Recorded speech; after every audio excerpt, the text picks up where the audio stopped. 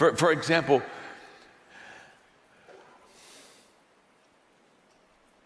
you don't have to believe in me for me to be successful, but I have to believe in me.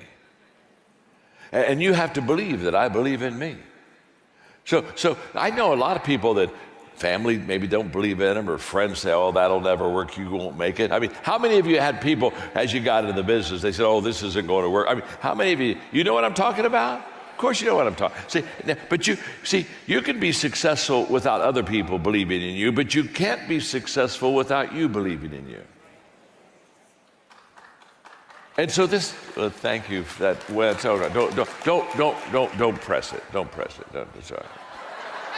Don't press it. I'll say something maybe better, and 5 or 6 will clap next time. And let me just say this. It's important for you to choose to believe in yourself, and it's important for you to choose to believe in your purpose. You've got to have personal belief in you, and you have to have purpose belief in what you do. And you have to put them together.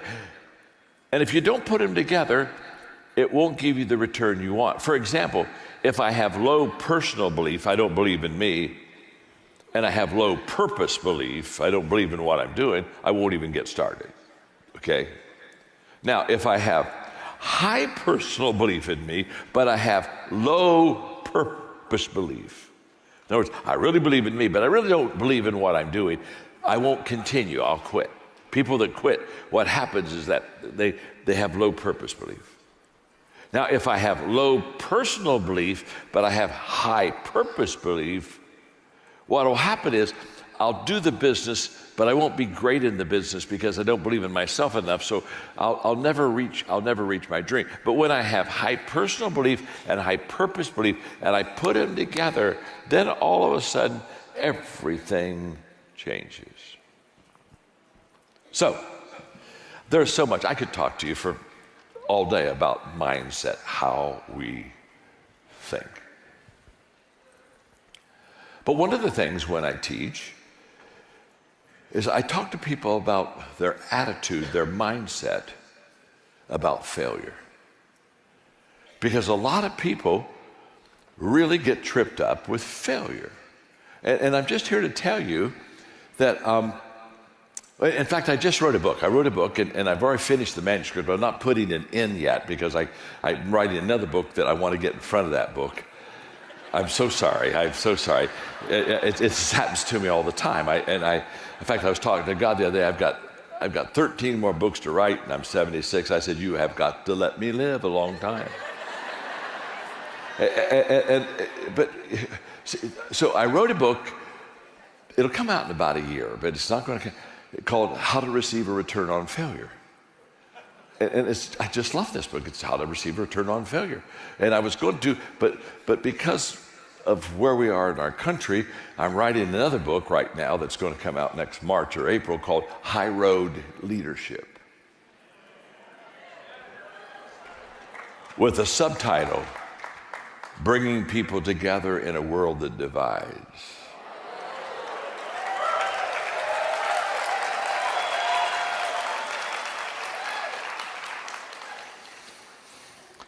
So I had to bump the return on failure. But they're coming out, just relax. Live long enough, you can get them all. But in return on failure, one of the things I teach people is, now this is huge, you gotta keep failure and success together. And people don't do this. What people do is they want to remove themselves from failure as fast as they can. So in our culture, people say, succeed, don't fail. Oh my gosh, do it right, don't do it wrong. Hey, don't mess it up. Make sure you got it. And we divide success and failure. Success and failure is not supposed to be divided. It's never been supposed to be divided. And it doesn't work when it's divided. You got to put success and failure together, because success needs failure right beside it, and failure needs success right beside it. And here's why. Here's why. Because that's the way our life is. You don't go through life and say, oh my gosh, this month has been huge. All I've had is wins, no failures. It's just woo, woo. Or, no. Don't we have good parts of a day and bad parts of a day? Don't we have wins and losses? I mean, I don't go through a day without a win or two and a loss or two. I mean, you got to keep them together. And the reason you got to keep them together is this. Okay, let's say you're on a roll. You got a couple days, you're just kind of kick it and you're successful. You got to keep failure right beside that success, because when you really start doing good, if you're not careful, you can get arrogant. But if you keep failure right beside success, it gives you humility. Because Bill Gates said success is a lousy teacher. It makes people think they can't lose. You keep failure with your success, and you have a humility even in the middle of your success. And by the way, when you're not doing good and you're in the ditch and you're messing up and you're having some failures, you got to keep success right beside it, because if you keep success by your failure, it will give you resiliency. And you'll say, oh my gosh, this wasn't a real good day, but guess what? I'm going to get back up. I think I can do it again. Now, see, this is all about mindset. And it's so essential for you and me to always understand that the mindset that we have is a choice. That's why when people have a bad attitude, I never feel sorry for them. Dear Lord, they got a bad attitude. The only thing I think is I want to get away from them. Yeah. Because your attitude's a choice. You chose it. When my daughter Elizabeth, when she was growing up, she'd kind of have a bad attitude. Dad, I say, baby, honey, you got a bad attitude today. You're kind of raining on our parade here. It's time for you to go to your room. Stay there. Only come out when you change it. I don't know how long you're going to stay, but we'll slide food under the door. It's a choice. Attitude, mind, it's all a choice. Whatever attitude you have right now, you chose. That's why when people have bad attitude, I just look at them and say, change it. I had to. But the moment that you begin to understand that how the attitude just shapes everything in your life, it's huge. Okay, I'm so sorry. I got to go to number 4. You see this? What I'm giving you is like a 4-hour lecture. And I'm giving it to you in an hour, but I can because they told me you were smart. If I'd have done this in New Orleans, it would have been a 2-day seminar.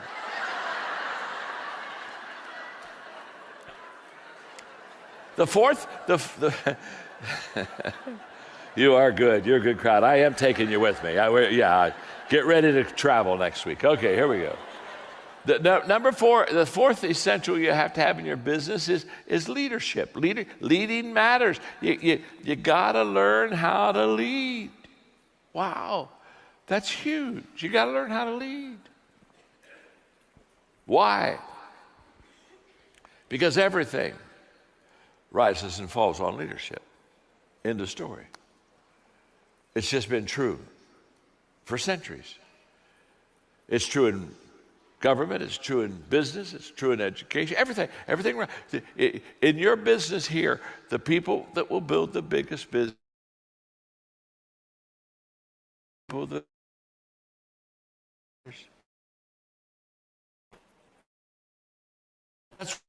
that's why and what caused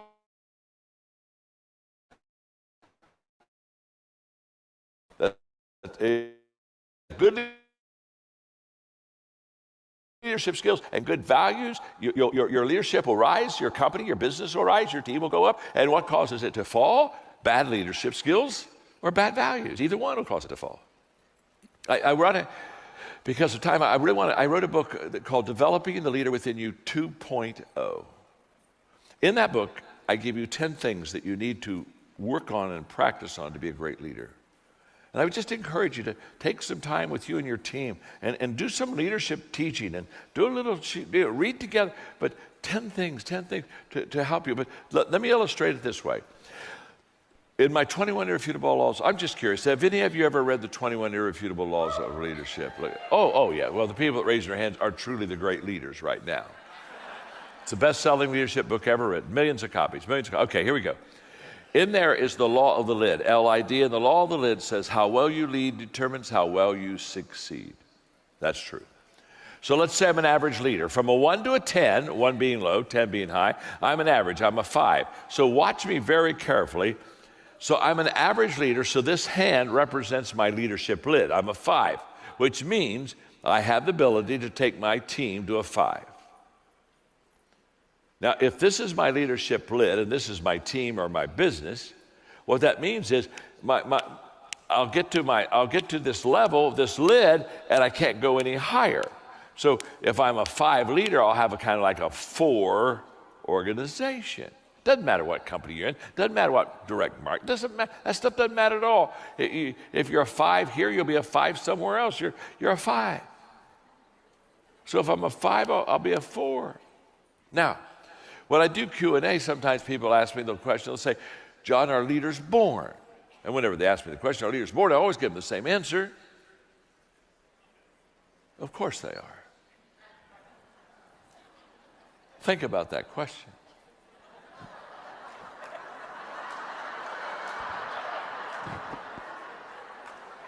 Are leaders born? I think so. I've never met an unborn leader. Don't particularly want to. Thank you very much. Now, what they're asking, they're not asking are leaders born. They're asking when people are born, are some of them people they got it, and if they got it, they go to the front of the line, and if they don't got it, they go to the back of the line. That's what they're asking. Now, here's what's incredible. You can learn to lead. You can improve your leadership. You can improve your leadership.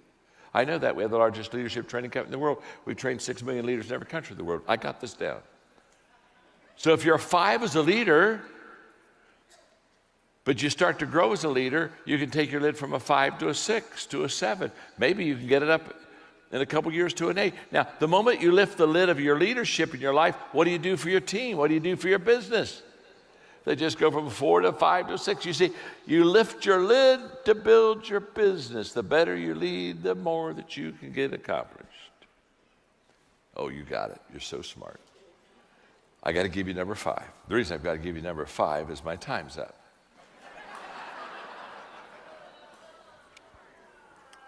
It's okay. It's all right. Hey, it's all right. Aren't you traveling with me from now on?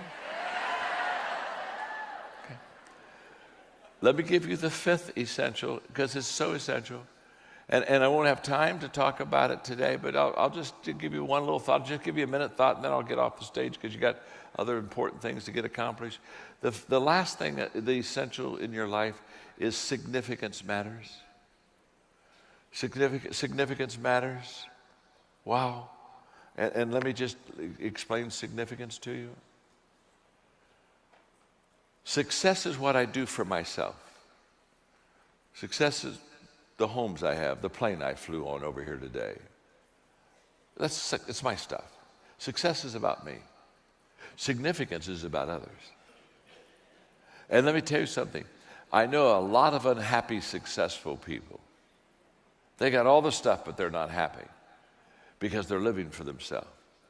But significant people, people who give their life, the only reason I'm here today is for significance. I'm not here for success. Good Lord, I've already had a lot of success. I'm not here for money. I already got money. I'm here because I want to add value to other people. And you show me a person that is significant, and I'll show you a person that has a smile on their face. They're very fulfilled. You want to make sure one is too small of a number to achieve greatness. Selfishness and significance is not compatible. I had a lady the other day come up to me and said, I just want you to know I'm just not a selfish person. And I looked at her and smiled, and I thought to myself, no, you're a delusional person. We're all selfish. We all have selfishness in it. Come on, talk to me. Are you all right? We all got that. If you don't think you have any selfishness in me, let me just ask you the question. The next time somebody takes a picture with you and your friends,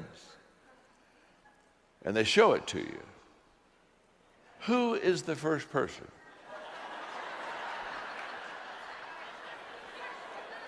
That you look for? And if you look good, you say, oh my gosh, great picture. Hey, send that to me. And if you don't look, you say, oh, do it again, do it again, do it again, do it again, do it again, do it again. Of course. But for you and I to live our life for a bigger cause than ourselves gives us significance. And that's what I would wish for you. I would wish you all the success in the world. That's why I came. But when you get that success, it's not about you. It's all about others.